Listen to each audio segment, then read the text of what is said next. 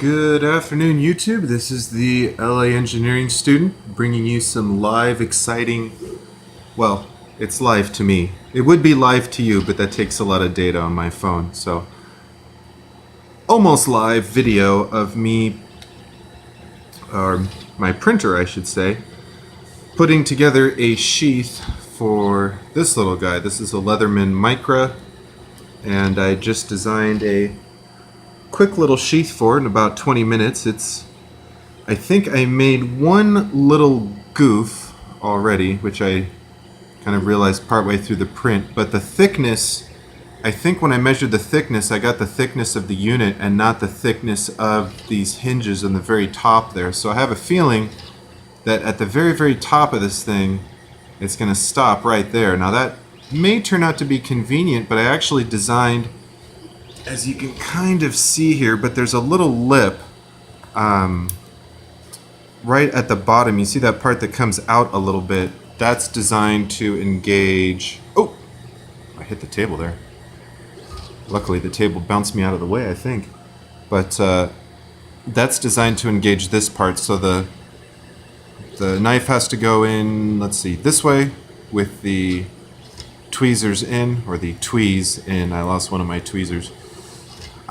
So it goes in like that and it's supposed to stop. But that's presuming it goes in the full depth, which, because of these things, I don't think it's going to do. So I'm either going to have to file out the inside. Of course, I could edit the design, and I will for round 2. But for round 1, I'll see if I can either file out the inside or I'll see how it works. It's going to need just a little bit of tweaking, and the PETG that I'm printing with actually comes out fairly hard, so I'm not sure if a little sandpaper is going to be enough. But in the meantime, I'll leave you with a few more minutes of footage while I go back to my integral analysis of the velocity and thermal boundary layers. Good stuff, right?